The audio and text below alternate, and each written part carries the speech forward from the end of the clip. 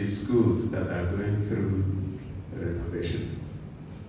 It is, I know you talked about the so-called Abia whatever in Abuja that organized a press conference led by someone called the chicken Naira. I'm sure a lot of people here know him.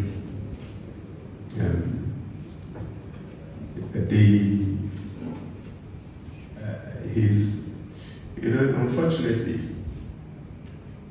when you have people who don't have so much information, they are not properly informed, that they are wired to be used for mischievous activities.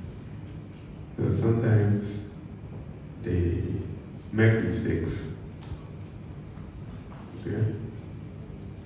So I heard about it even though I didn't watch it, but then even a day or two before the press conference, everything he was going to say was sent to me by WhatsApp.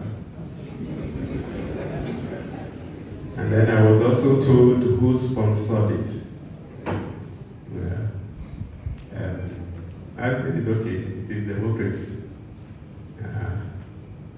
The unfortunate thing is that the person that sponsored it chose to use a man with no integrity. Absolutely zero integrity.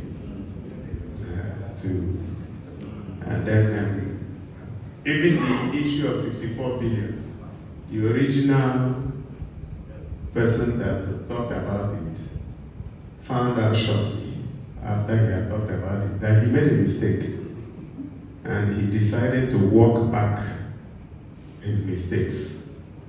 I'm sure those who are following the details will know.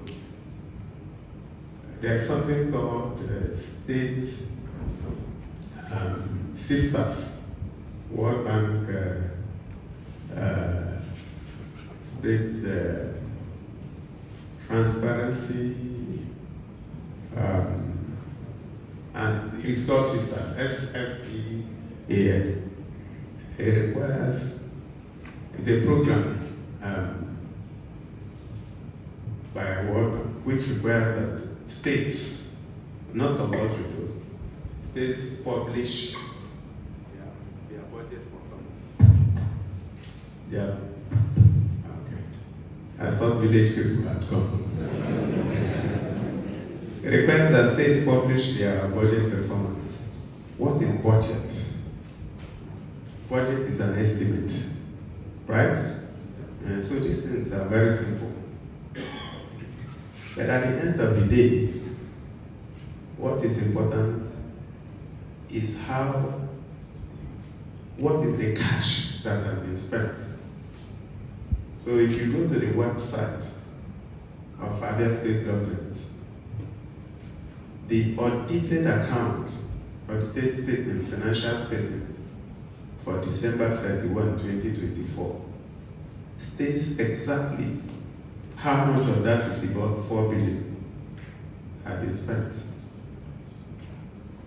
If you check that website, you will see the figure 2.1 billion.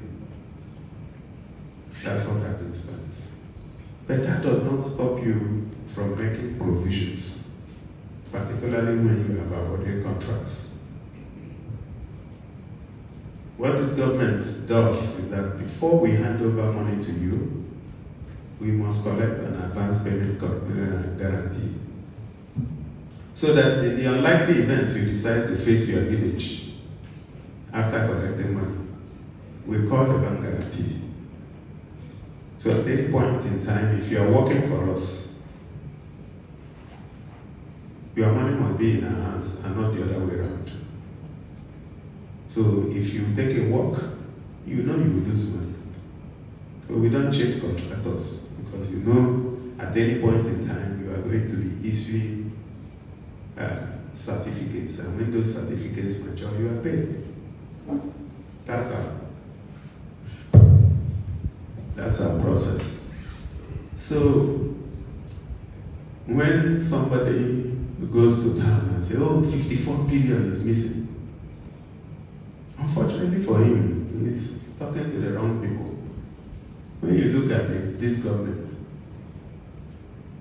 at least 3 or 4 members of the Executive Council are fellows of the Institute of Chartered Accountants.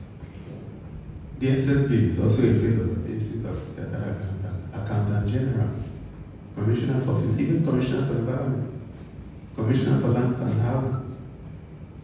Ladies count among the rest of us. So if you want to take on this government, it should not come from numbers, particularly for a man who doesn't understand numbers.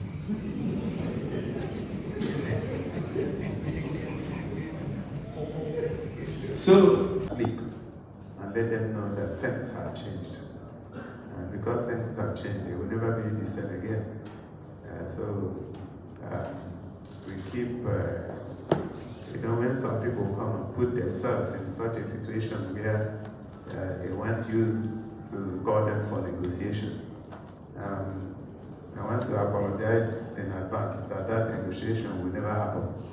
So I want to re-emphasize it, that then when you, a lot of times you would have also noticed that we ignore a lot of the tantrums coming from some charlatans. And the reason is simple. There's Winston Churchill said that you will never get to your destination if you stop and throw stones at every dog that barks. So we are focused on our destination. So when some dogs are barking left, right, and center, we will not throw stones. We just keep going in our direction, knowing fully well that we are in the right direction. So this is a warning to some of them that they better go and find something else to do.